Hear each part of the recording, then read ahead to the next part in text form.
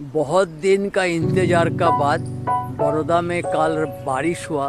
पूरा रात बारिश हुआ, बहुत बारिश हुआ। बड़ौदा एकदम पूरा स्नान कर लिया।